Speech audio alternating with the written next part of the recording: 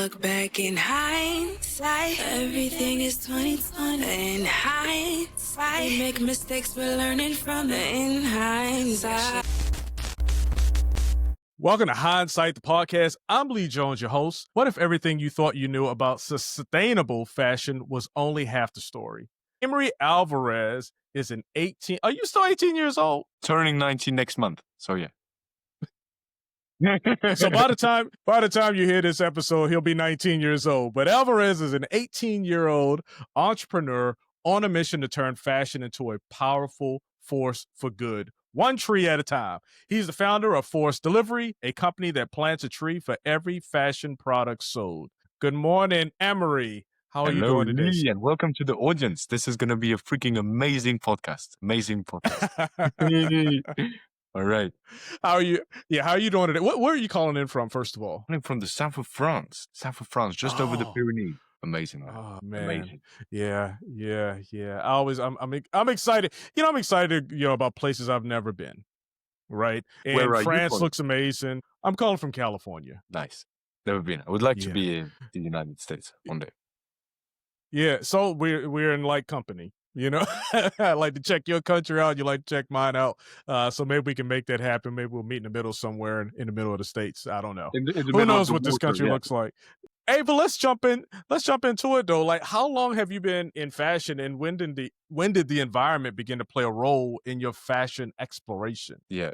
To make it clear to your audience, it's like I don't sell clothes. I help existing e-commerce brands that sell clothes plant a tree for every product sold.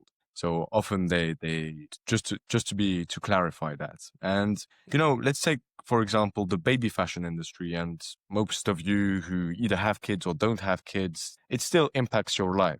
Like every day, 25 million baby clothes are sold and bought around the world. So that doesn't come without a cost, at least. Polluting, destroying, and using up the very future of the kids they are dressing. I thought that if we could turn those sales, this harm, into a regenerative force. By planting a tree for every product sold, we could actually turn it into a sustainable industry. And to make it sustainable, we obviously have to make it sustainable in terms of ecology, carbon produced and carbon absorbed from the atmosphere. And a tree does that if you plant a tree for every product sold. But in terms of business, like the business also has to see an ROI on the sustainability. And most people call me crazy when I say this, because they're like, well, wait, but just every business should do sustainability, but they don't need to see money on back to. Actually, it's really important that they get a return on investment. And do you have a guess why? It depends on the company. I think some have investors that need to continue to, make money. I don't know why. I don't know what your answer is, but when I hear you say you need to plant a tree for every piece of, well, not every piece, but, some sort of ratio, right? Sales to planting trees. I wonder where you're going to plant these trees at. But anyway, so that's another question down the road. They need to have a ROI so that they can stay in business. I'll give the general answer. What is your answer? That's exactly it. The objective of business is to make money, and they will only invest into the stuff that makes money. So if their sustainability initiative doesn't bring money in the pocket, well, they'll stop it or do the bare minimum to go by the regulations. Right. But if it makes more money, well, why wouldn't they continue investing in it? Yeah.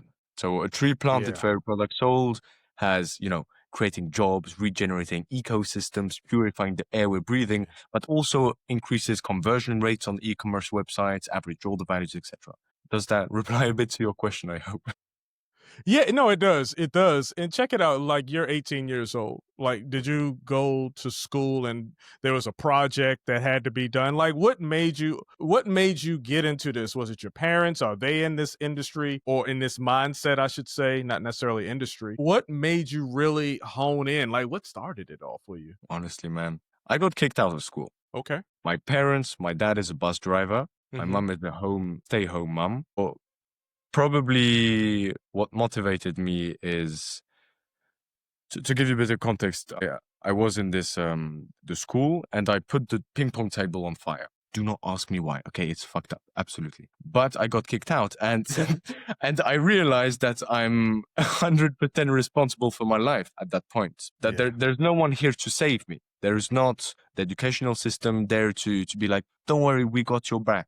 It's like, me and myself and I. And I always wanted to make a better impact on this world. I see a lot of problems and I'm not the type who's just like, oh, there are problems or such a shame. No, I'm like, okay, let's find a solution. How to solve it. Yeah. Let's fucking do this. Yeah. Hey, so all right. I'm not gonna just roll by that one. Like you said, a ping pong table. Like we're not gonna just go right to the next question. Like we gotta investigate this just a little bit. Like, all right, first of all, how did you set it on fire? Did you put like gasoline or some sort of flammable solution? Like, how bad was the fire? Okay. First of all, I was small. I wasn't 18 or 17. I was smaller. The fire. Okay. I basically took. I live in a pretty rural area, so it's in the countryside. At my bus stop, there was a big reservoir of petrol, and I had a bottle on me in the morning. I don't know who put it there, but I just filled up my bottle, went to the school, and me like, this must be very funny. Put some on the table, light it up, and try and turn it off. Trying to turn it off. I thought it would go unnoticed, but not really. Yeah. Okay. All right. So we just chalked it up to childhood immaturity. I got you. Okay. Absolutely. Okay. I don't. We'll leave it. Unlike the results where I am now, so I'm fine with it. Yeah, absolutely. Look, most people have no idea that planting trees can actually transform the fashion industry's sustainability efforts. Holy shit. When did you realize that trees were the key to fashion's environmental solution? Like, how did you put those two together? Yeah. It blew my mind. Yeah. It absolutely blew my mind. After doing some research, you figure out that one fashion product, let's take a t-shirt, produces from the start, so the materials, the manufacturing, till the landfills, in between 5 and 8.5 kilograms of CO2. Yeah. And a tree absorbs over a lifetime up to 1,000 kilograms of CO2. So, I mean, I'm hearing it, but like, where did you connected the dots? Like, I'm pretty sure. Well, I don't know. Maybe I didn't hear this in school, but like I may hear that, and I'm like, all right, that's somebody else's problem. Like, what made you jump in to find this solution? That's another question on top of that. Well, someone has to do it. Okay, good enough. No, that's pretty dope, right? But no, I mean, I think it's, just finding a niche, finding a problem in business. That's what we do. Yeah. We find a niche, we find a problem, and we figure out a solution. And hopefully we have some kind of industry behind it, or some kind of studies behind it, or experience in it. But because I'm just 18, I don't have a lot of experience, and that's what I'm creating right now. Experience. So. Yeah. All right, look, let's go ahead right now, and I want to bust a myth, right? Many believe that a business can't thrive if it's sustainable. You hear what I said? They believe that a business can't thrive if it's sustainable. What's something about running a purpose-driven business that everyone gets wrong, but is crucial to success? Yeah, that's a good one. Do it, especially when you don't feel like it. Yeah. And on the side of businesses think they cannot run when they are sustainable is because they keep hearing that sustainability costs a lot, which is not true. Sustainability can be very, very cheap and much more effective with one tree planted for every product sold. Yeah. I think a lot of the expense honestly comes in the change in perspective. You know what I'm saying? So you kind of got to shift what you have been doing. Then you got to get people to buy in mentally. Then you got to get people to buy in actually, and physically. And then there's probably a cost to it. But once you make that shift, once you get around the corner, it's probably, I don't know, I'm talking to you. It's probably more profitable in a sense because one, you get great press, right? You're taking care of the environment. What do you think about that? Well, it's very true that because currently most fashion brands, what they do, it's certifications and CSR reports. And the only reason they do that is because they know that consumers want to buy from responsible brands. Like a study shows that 76% of the global consumers, they prioritize brands that are responsible. And because every brand is doing CSR and certifications, that's the whole movement. And no one is ready to really go out of that. Some of them are, and they are striving, but most of them still stay with the status quo. The only problem with certifications and CSR reports is that me and you, we're not going to read a 150-page report. And most certifications that are complex, they're like, oh, well, this sounds very good, but I don't know how this impacts my life, so I don't really care, and I don't see that brand as responsible. But most people get one tree planted for every product sold. And if you list a few benefits like purified water, purified air, ecosystem regeneration for birds, bees, other insects, that's much more close to home. It's important to really make the message in a way that's relatable to everyone, which CSR reports and certification doesn't do. Got you. Got it. All right. Look, you're a young guy. You're like super young and maybe it's just different in France. I don't know, right? But tell us about a moment in your journey that completely changed your perspective on business. Like, was there a specific challenge or breakthrough that no one could have predicted? Look at look at the eyebrow going up. Take your time, because I'm going to edit out all this pause. I don't think I had enough skin in the game yet to get something that really changed my perspective. It's more like small shifts in identity, the identity I need to become in order to achieve the goals. But it's not like a big slap in the back, like I lost 100,000 euros or something like that. It's not that stuff yet. But if we want to speak about identity, like it's not the goals you achieve, it's the type of person that achieves those goals that you have to become. Do you see what I mean? Oh, yeah. Yeah. Like, I like that. Visually, in the present moment, if you want to become someone else, you don't become the type of person. No, you have to do actions that a type of person would do that would get 10K per month, for example. So how can I formulate this? Every evening, you gotta know. Go ahead. Like every evening I visualize the small habits I need to improve, saying no more often, not getting distracted, thinking long-term instead of short-term. Like all of those are the current identity that I need to build onto myself so that my actions change and those actions will get me the results I want. Yeah. I always talk about, no, seriously, I always talk about like you got to know who you are, and you got to know who you want to become. And you kind of alluded to that. And then you got to figure out where the gap is. And in that gap, you can make those micro changes, those habits that you need to relearn or learn. And until you get to that person who's making that 10K a month or whatever it is. So I definitely can appreciate that. And you're hitting it at a young age. And that's awesome. Because for me, I mean, I went in the Army a couple years after you. So when I was 20. And I did a career in the Army, so I learned a lot of things there. I wish I could have learned about entrepreneurship when I was coming out of high school. It'd have been pretty awesome. But, I went into the Army. So hearing such a young gentleman like yourself who burns up ping pong tables, understand the need to know who your future self needs to look like in order to achieve the things that you are trying to achieve is impressive. So I just wanted to say that. Well, thank you very much, first of all. And you said some key things there about you went to the Army at 20 and you said that you need to know who you are and what you want to become.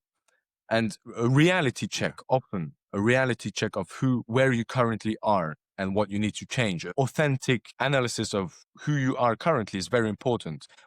And especially in the Army where you are surrounded with like-minded people who tell you when you're lacking or not being as good as you could, that's probably where you got a lot of growth. Yeah. So I'm super impressed with you because you're doing it on your own. When I went into the Army at 20, I was very immature, right? I knew I needed growth, but I didn't know how to grow. That was an opportunity. I just saw some guys and gals getting on a plane going to Iraq back in the day. And I was like, I never thought about the Army before that moment. It was something in that. And I was like, that's kind of cool. Right. So I joined the military, but it really helped me progress and learn and grow, as a person and as a man. So go ahead. Is there if everything you just created on internet and everything you wrote would be forgotten, what would be one lesson from the Army you would want the world to know? Oh, man, it's just a moment in time. Keep pushing, keep moving. You feel me? Like a lot of times we get broken down by things. Things happen and you feel that's it. There's nothing else, that's it. And you can either quit or you can keep going. Understanding that it's just a moment in time and keep moving. That would probably be one of the bigger lessons that I would say. I like it. Yeah. Yeah. Appreciate that. Hey, look, so I appreciate you. You. And look, building a business. Let me get the question out. All right. But this is pretty cool, right? So building a business with purpose is tough. Most people just want to build a business, entrepreneur. You want to build a business to make money, right? Your business has a purpose to it, and it's kind of tough, right? What is a challenge that you faced in your entrepreneurial journey that people don't typically see, but that shape your path in ways you couldn't have imagined? And I know you just getting started, right? But you got a lofty thing. You got to connect with other businesses. You got to, sell your vision, sell your goals, sell the world's vision from your perspective. Like all of these things are pretty freaking awesome, to me. So what is it that people may miss when they're trying to start a business and it just doesn't have a purpose? Does that make sense? Yeah. You're 18 years old. I'm coming at you like you 45 or something. That's fine. But that's from your perspective, you're hitting it at the ground level, right? I don't know how long you've had this business started, but you're starting young. You're starting off really well. And I just want to get your perspective. Yeah. Probably something most people miss when starting a business with a mission behind it is that not everyone understands your mission. And that's fine. Like, you can talk about your mission, the really end result. Like, I want to turn harmful fashion into a regenerative force. But a lot of people, and being surrounded with people that choose lives that I would not choose for myself, that choose to work at certain jobs that I wouldn't choose, do not necessarily comprehend certain visions. I'm not saying they are less than me. They are themselves. They choose their life. I choose my life. There is not all good, all good, all bad. But a sense of isolation, not a lot of people, I don't actually get along with a lot of people. Yeah, I would say that. But that's fine. I wouldn't change my life for anything. So, Are we getting along? Are we getting along? Fuck yeah, bro. Fuck yeah. Because We're getting along. we're supposed to be meeting up. We're supposed to be meeting up at some time in the near future. So hopefully we're getting along. We'll be fishing in the middle of the. That'd be pretty awesome, though. That'd be awesome. Yeah, no, sometimes it's difficult for people to understand your vision, and you can't let that deter you, right, from moving forward, because eventually they will see your vision, right? And a lot of people detract. I believe we all get detracted. We have outside people who kind of, that's not gonna hit, or that's not smart thing to do, or whatever. And you really have to, and this is where knowing who you are, knowing that impact that you want to make, knowing who you want to be in the future really plays an important part in your journey, because you want to look back and you want to say, man, thank you, Amory. Thank you, 18-year-old Amory, for starting this journey, because 45-year-old Amory is exactly where I wanted to be. The world is a better place. Oxygen levels, CO2 levels, they're regulating again, right? It's not getting crazy.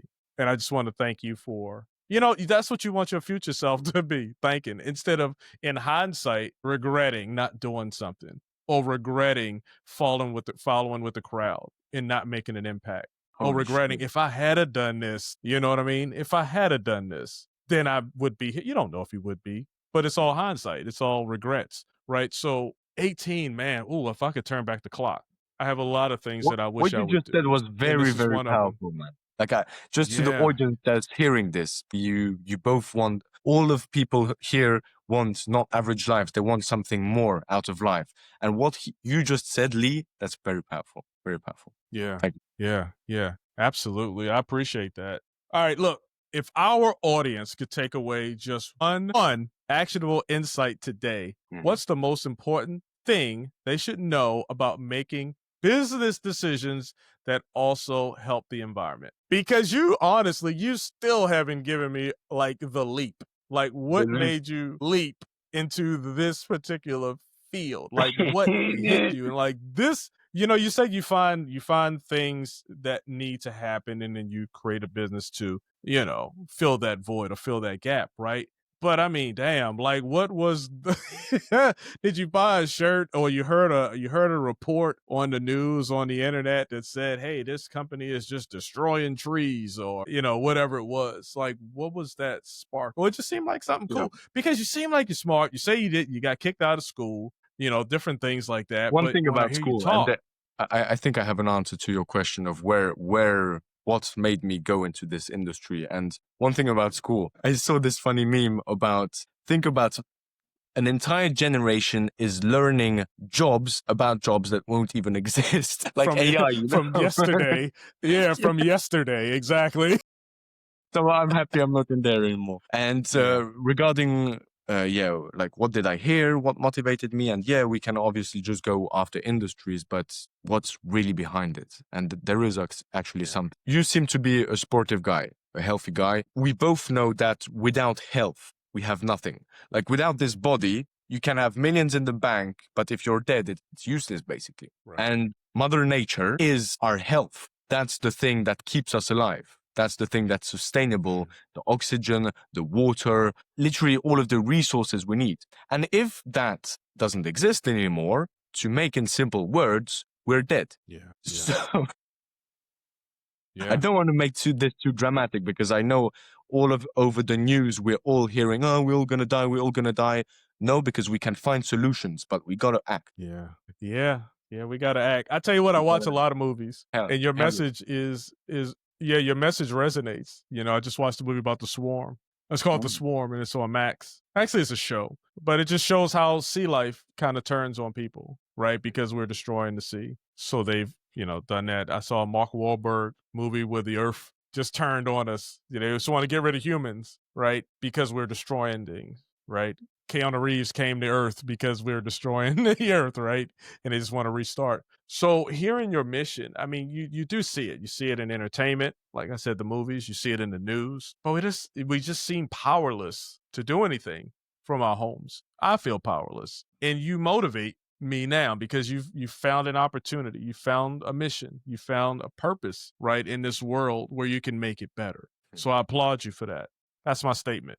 But is there anything that I didn't ask you that you wish more people would talk about when it comes to sustainable entrepreneurship? Or is there anything that I didn't ask you, period, that you I want to talk bounce about? back on what you just said, that you feel a lot of the time powerless. You're like, we all know we need to change, but these whole industries, big corporations, they're not actually making a difference. They just continue polluting. What can I really do? Does putting the bottle in the right container really make a difference? I really get that. And they want you to believe also that you're powerless. They want you to believe that you're powerless. Because if you're powerless, what will you do? You will consult with them and you will continue paying more taxes, saying, well, here, take my money. I know it's for the good. Obviously not. They're not going to change shit.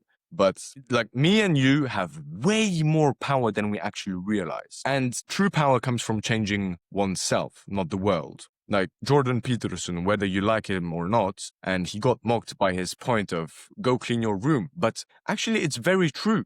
Like, go clean your room, take power, put order in your life, and you will lead as an example. When people see someone who's taking care of himself, improving, they'll be like, oh, well, I want to improve as well. He seems happy. Fuck yeah. Yeah. So it's just creating this true movement of improving yourself, inspiring people, and all making a real change. Yeah. Leading by example. That's another lesson they teach you in the Army. Lead by example. So that's a good one. That's a good one. I appreciate that.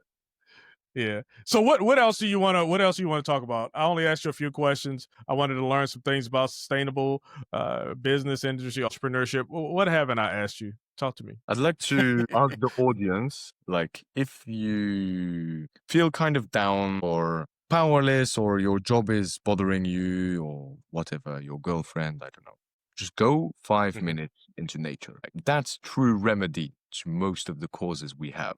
Depression, don't take pills. Go into nature. Go run. You know what I mean? Yeah. That's a good one. Like, That's go a eat good some one. steak. A lot of You said some steak? Hell yeah, go eat some steak. That's a change. You know, in California, it's like pump the brakes. I love steak personally, but yeah, no, that's a really good one. So over here, obviously, there's the ocean, a Pacific Ocean, and just going out to the beach, it really calms you. It really grounds you a little bit. Takes a lot of that negativity, right, and it just replaces it with calm, right? So I do love going to the beach, and I walk my dog every day in the morning and the evening. And you know, I'm in a rural area as well, so it's pretty, right? They got a lot of, you know, walking paths and scenery and stuff. And I try to immerse myself because a lot of times you can just take it for granted. You know, a lot of times I won't put it on anybody else. I will take it for granted. And so when I go on these walks, I have to be more purposeful, right? With appreciating that nature that you're talking about, appreciating the beauty, the miracles that are all around us, right? Do we just take it for granted? And we only focus on, or I would normally just focus on the negative things that are going wrong. And you hover and you harbor on that instead of appreciating the beauty, appreciating the miracles, appreciating the life, you know what I'm saying, that you have at that moment. And then remember, if things are going bad, like your girlfriend you just talked about or someone is mad, your job sucks or whatever the case, remember it's just a moment in time. And then understand, what is it that you don't like about it? Because that's your baseline. And what do you want to like about it? That's your goal. And then figure out how to bridge that gap. So, yeah. You said some key there. That's freaking amazing. The intention you put behind it instead of taking it for granted and trying to appreciate the things you actually have. Like that's freaking powerful. Yeah. Speaking about, wait, I lost my word. You said that there is actually a lot of positivity in the world, like a lot of great things, but we focus on the bad things. Like, did you know this, that the world is 20% more greener? Did you know it? No. Voila. They don't tell you because it doesn't go into the narrative of we're all gonna die. But actually the world is healing. Like, we are improving. And to tell you like the statistics of how much the world is greener, that would be the size of the United States. And only in areas like the desert areas have been getting greener and greener. They don't want to tell you what's going good because they want to keep you in these cycles of negativity so that they can continue to control you. Yeah. Yeah, control your actions and bottom line, control your money. I mean, that's the bottom line, right? Correct. That's what they want. Yeah. All right. Hey, it's been a pleasure. But look, can I say like one point about the nature regenerating in the deserts? Please. Me as well. It surprised me. How can nature go in deserts? Like, isn't there any, like, water is very scarce over there. How can it grow? And obviously at the beginning, they planted these different plants and trees and regenerated this ecosystem and nurtured them to a certain degree. So watered them, to take care of them, etc., until they are independent. Now, here is the beauty where it comes in. One tree and the forest creates its own rain down in the roots. So it takes water, or when it comes from the sky, and the excess water it doesn't need, it sends back through a system called evapotranspiration. If I got that. Yeah, exactly. So it goes back here. And if all of the conditions are met with sand, etc., there is a rain cloud that forms, and new rain created. And more rain equals more trees equals more rain, and it just continues to grow like this. That was my point. I just wanted to say that because I really like that. No, that is pretty cool, because all I see is Australia's on fire, California's on fire, the trees are burning, everything's, to your point, dying. If there's no hope, you know, and I don't even know what the message is. I guess some politician will come in and say they got the answer, but they never really tell you what it is, right? Because their bottom line is to make money for their constituents. But not even their constituents, for their business partners, right? So anyway, we can go down this negative slope. And like I said, I like to focus on the positive. I like to focus on the things that are going right. Me having this conversation with you, you know, being over in America, you over in Europe, and just having this conversation is a good thing, right? Having this ability to connect and just talk shop, right? Talk about sustainability, to talk about business. Like, it's a good thing. And these are the things that I like to focus on. So we will move. Yeah. Hey, but for the listeners who want to learn more or connect with you about your work, where can they find you and get involved? That sounds like something that So you should I'm be able to actually branch out and get some people to help you in it. thanks, my friend. Thank you. Yeah. I am actually journaling my way on YouTube, Instagram, and LinkedIn. So if you guys want to be part of the journey, you can probably find me through the name of Amory Csiky Alvarez, and you just research that. Probably I'll pop up. I speak about the entire journey. It's not very edited, but I think it's important to just put content out, even if it's not perfect. Yeah. Yeah, that's all. Yeah. Yeah. All right. No, this conversation with Amory Csiky Alvarez reminded me that we don't know what we don't know can often hold the key to creating real change, right? And so go listen to Amory's talking. You know, he's got a message, he's got a goal. We talked about that earlier. He's got a purpose and a mission. So hear what he has to say and chime in. You know, give him what you think about it. Is it crap? You know, from your perspective, and give him an opportunity, to share his perspective, and he'll make you a believer as well. And from the surprising potential of trees to the powerful link between profit and purpose, Amory's journey teaches us that business can be a force for good. Be sure to subscribe and share this episode as well. And first of all, thank you, Amory. Share this episode and keep leaning into your own hindsight moments as you explore how to make an impact through your own work. I thank you for joining us here on Hindsight the Podcast, and I will talk to you next time. Thank you, Amory Csiky Alvarez. I like that. Thank you, Lee. I like that. I'll talk to you soon, brother. Bye, everyone. Wow. Stay on. Don't you go nowhere. All right. Hey, thanks for joining me here on Hindsight the Podcast. I'm your host, Lee Jones. I hope you enjoyed this episode. I know I did. And while I have you here, why don't you take your mouse, go over and click on that subscribe button. No, not right there. Over to the right. Down, right there. Boom. Thank you. Now, thank you for subscribing to Hindsight the Podcast. I'm your host, Lee Jones.